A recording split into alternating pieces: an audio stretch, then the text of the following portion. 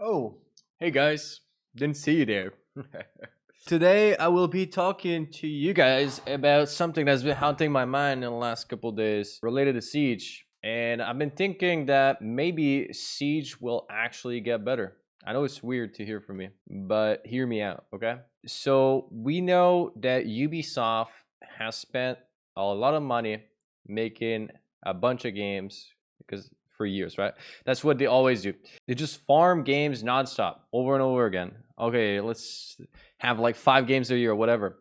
And they hope that, some of them are going to be successful, some of them are going to flop. But here's what's happening lately is that they're focusing on games that will instantly flop. For example, they made Hyperscape. Do you know what Hyperscape is? I'll show you what Hyperscape is. It's a game that completely flopped. They tried to do a Battle Royale, and most people haven't heard of it. And it literally died when in day one. It launched and it was dead. In fact, it didn't even die during the launch. It died during the beta of the game. I think the beta of the game was more popular than the actual launch. And that just shows that Ubisoft, like, sometimes just don't have any idea of what they're doing. And if you think about it, Rainbow Six Siege didn't really have an idea of what they were doing. They sort of got lucky. At least that's how I see it. They got extremely lucky with Rainbow Six Siege. And we got lucky that they got lucky because that game's really awesome, to play. But here's what's happening is I think they're doing the same thing again. They're making another game that will flop completely. That is purely my opinion. But I mean, most of the community that saw X Defiant, which is like their new game they announced, realized that it's probably gonna flop, and yeah. So what I've been thinking about that is that I think this is like a slap in the face to Ubisoft, like a wake-up call, sort of. At least I hope that's what it will do.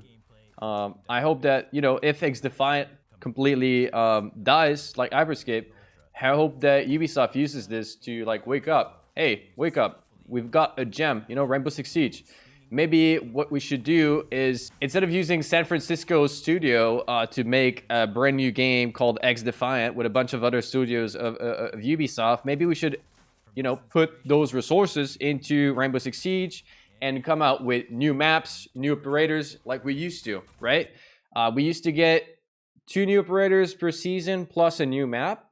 Imagine if Siege was still getting that. What was fun about Rainbow Six Siege was all the new content that we were getting literally every season. Every season we were getting game-breaking, game-changing operators in new maps that were put directly into ranked.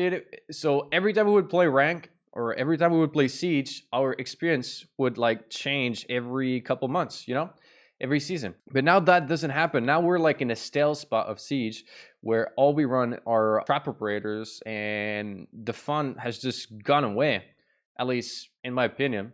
And I think Ubisoft needs to focus more on the fun aspect of Rainbow Six Siege. And by that, I mean, like, biggest example is they keep nerfing operators in ways that are extremely unfun.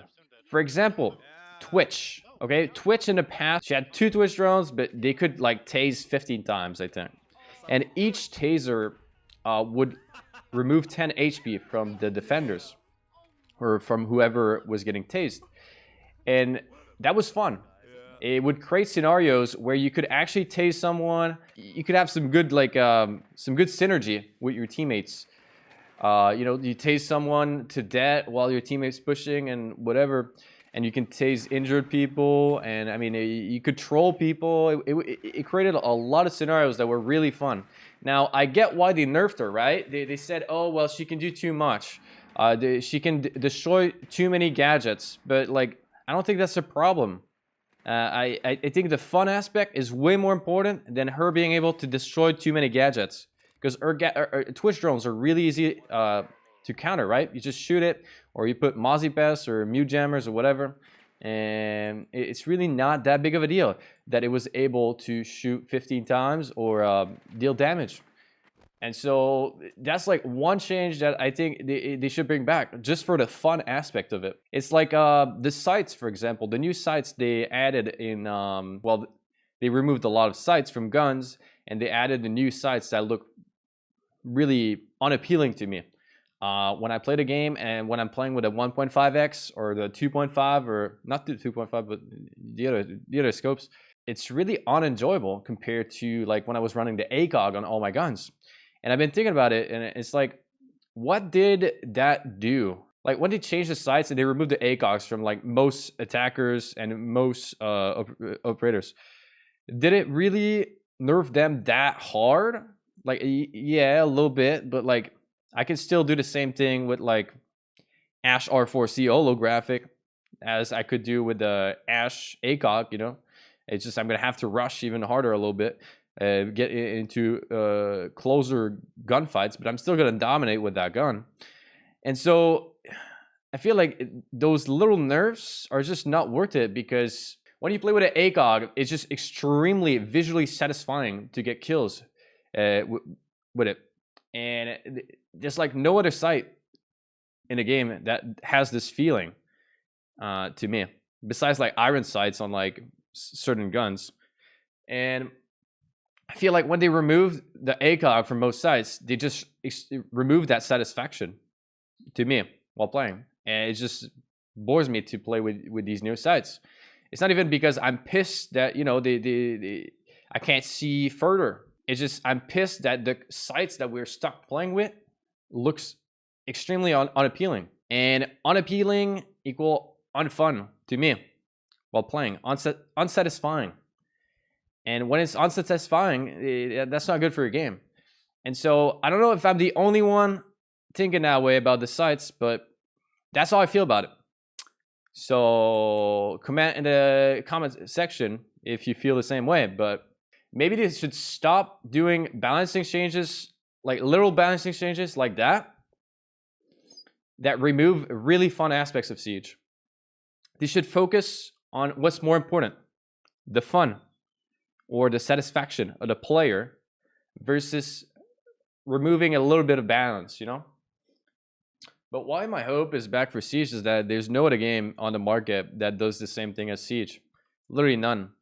Like besides like CSGO or whatever, but it's so different. CSGO is so boring to me. It's so unappealing. It's like it's all about positioning. It's super slow.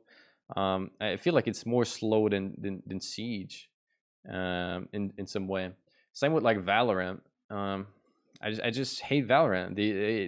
I mean, what I hate about Valorant is that the abilities do way too much.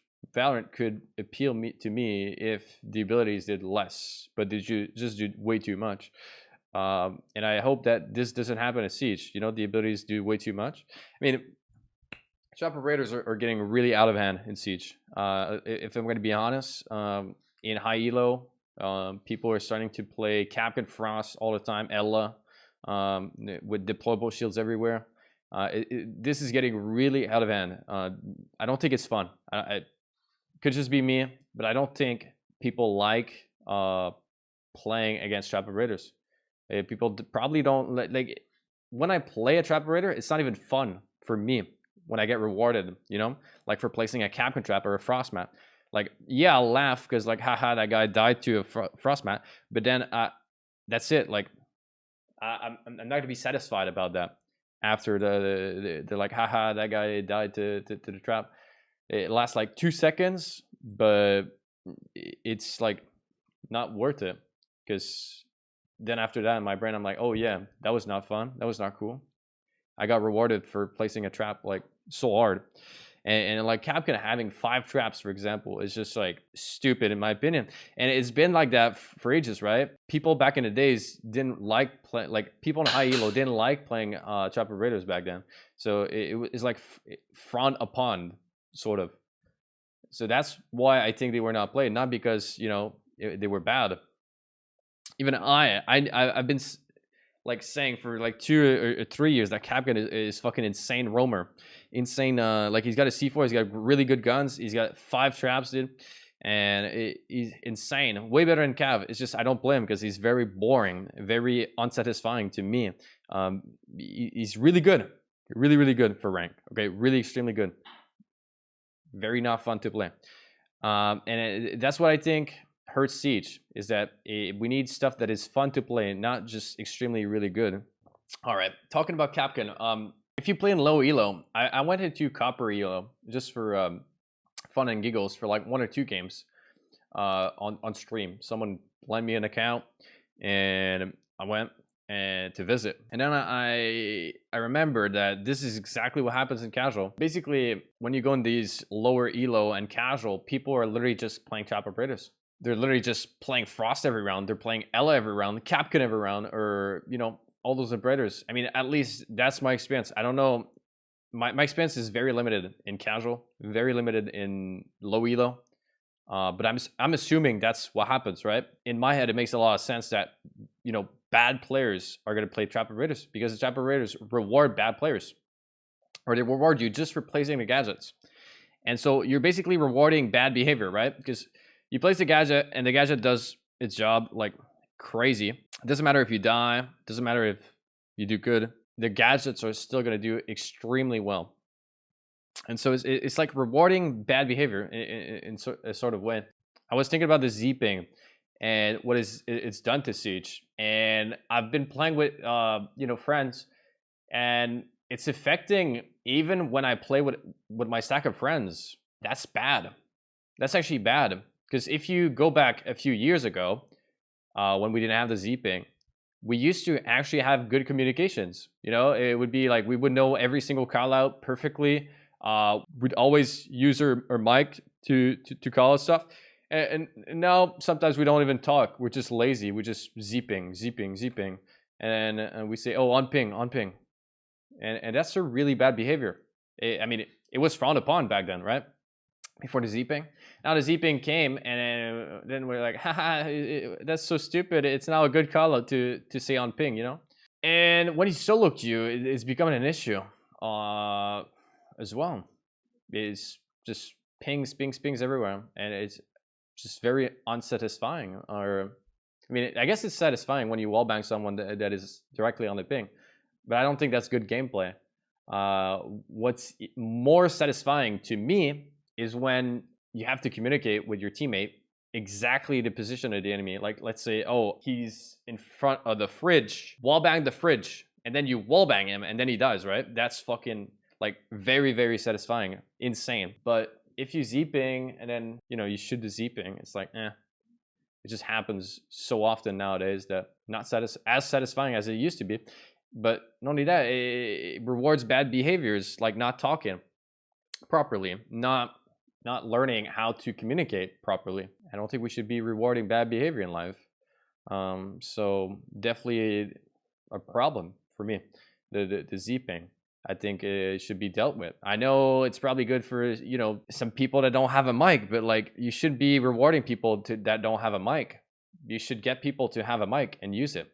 You shouldn't be rewarding people for playing like, let's say on console, right?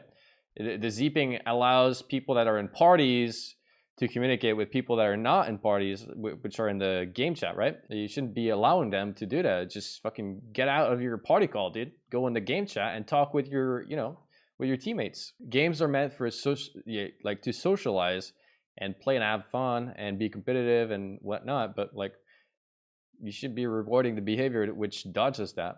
The devs made a AMA, and what they've been saying, I feel like maybe they're starting to realize, or maybe they're starting to get there.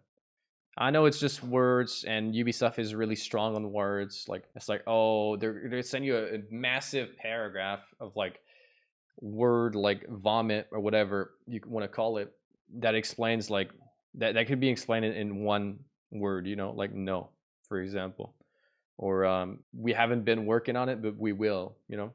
They could say that, but instead they're going to send a whole paragraph to make you think that they've been working on it and it's been haunting their mind and it's really hard to implement a game, but it's not. They just didn't pay attention to it at all. Anyways, here's what they responded to that. Is there a plan to incorporate new maps instead of just reworking old ones? And they said that they will be implementing new maps because the competitive map was more solid now, and blah blah blah. So releasing new maps will definitely help Siege, right? Because the reworks are just not the same feeling as new maps. So there's that. That's really good for us, really good for Siege, and could actually revive Siege. Now, are they just going to release new maps and no new hub, new operator? I hope nah, I hope they release new operators like 2 again per season. I know you guys could think I'm asking for a lot, but that's the secret recipe that used to work for Siege, you know? Like they had a recipe and it was working. It was working really good. Okay, Siege was growing like crazy, and they got out of that recipe for success completely, like 180 shift, dude, and it just stopped working. And people started getting, you know, angry at UB. People started just not playing the game anymore. Like my friends that used to play 6 years ago or 5 years ago, even 4 years ago, or even 3 years ago, they all don't play no more. They just play Tarkov or other games. And when you talk about to them about Siege, I tell you, well, there's no new like content that I want to play. There's nothing that interests them, you know. The old Siege felt better to play than the current Siege. So why would they come back? The only thing that's going to bring them back is new content that's extremely fun and appealing. We won't be getting that without new maps and without new operators. The reworks just don't do enough. They've been talking about the overabundance of operators and its resulting unpredictability seen as a design challenge that needs to be addressed. I see what that means. Yeah. I feel like what happens at rank is that people are getting lazy. They don't really want to like destroy the utility and all that stuff on attack. So what usually ends up happening is you lose the attack rounds and you win all the defense rounds. And I think that's really boring. The attack rounds are becoming really, really boring. A few years back, we were like making massive strategies and like talking to each other, doing massive teamwork. And nowadays it's really extremely rare. Ubisoft is saying that that's why they introduced pick and ban to counter that, right? And the current system encourages to pick operators who do a bit of everything or perform specific basic functions, and for us, it's something we would like to address. The attacker repick will answer to this. So basically, you'll be able to drone out during the prep phase and repick an operator. But it's going to be accessible for the entire team, I think. So that way you can set up your attacker team to counter the defender team, which is going to be really interesting to see our test. I don't know if it's going to, you know, destroy the win rate for attackers versus defender, but right now the game is very defender sided, so at least in rank. So we will see, but I hope I hope they're right about that, fixing it. But it could be really interesting. Now my main issue right now with Siege is I can't play with my friends. It is a very it's a lot of struggle to play with friends. Okay, you have to have like at least 3 accounts to play with friends, unless you play with them at the beginning. And even then, sometimes at the beginning of the season, you can't even play with them because your unranked MMR has a bigger gap than 700 MMR. 700 MMR gap is very little, very little. In fact, the matchmaking has a higher gap of MMR than 700. So you can't play with your friends, but you can play against enemies that are way higher elo than 700. Makes 0 sense. Now that could be a massive issue for you know, reviving Siege, but I think that, well, I hope that Ubisoft right now is listening. Ubisoft fixed that. I mean, my friends left Siege when you guys introduced the MMR gap thing. Okay, because I used to 5-stack all the time while playing Siege. Now I solo queue most of the time. Because guess what? People don't want to play this game no more. They can't play with their friends. They just don't want to play. They don't want to play unranked. We want to play ranked, dude. And you guys say we created unranked so people would still have a place to play with all their friends. It's the same set of rules, blah, blah, blah. But unranked just doesn't have the same feeling as ranked. You can't replace that feeling with unranked. We hear a lot of players saying that unranked feels really different. Exactly. It's extremely really different. It's not the same at all. And that's the issue with 700 MMR. You can't play with your friends, and unranked doesn't do it. Casual doesn't do it. So what happens is they just don't play anymore. They leave the game.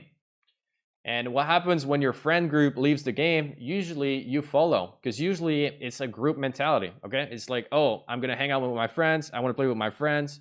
And if they don't like that game, I'm not gonna play that game with my friends.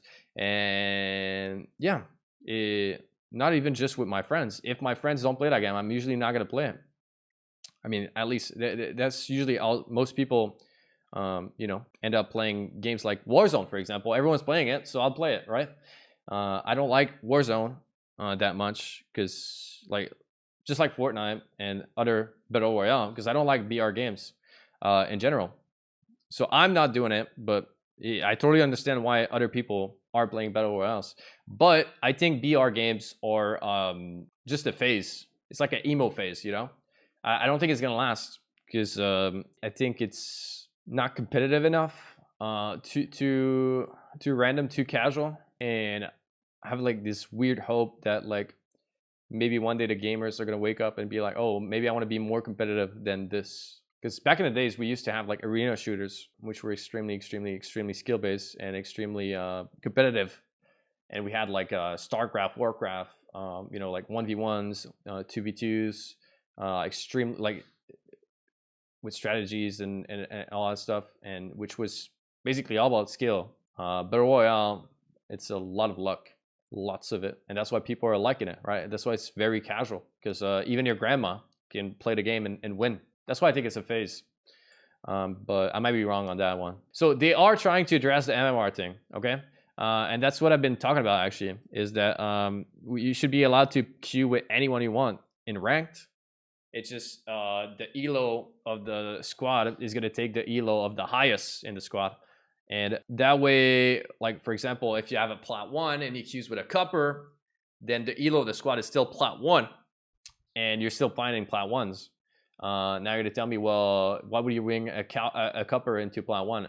Well, because he's my friend and I think I can, you know, play with him and win still. And if I don't, then I'll lose my plat 1. It's simple as that. It's going to like filter out over time. It's like you won't be able to play with a cupper if you're plat 1 if you keep losing. And so you're gonna go the gold, and then the cupper is gonna stay in cupper, and then you're gonna go join them. If you keep playing with a cupper and you keep losing, you're gonna go join them in cupper. Like it's really not that big of a deal.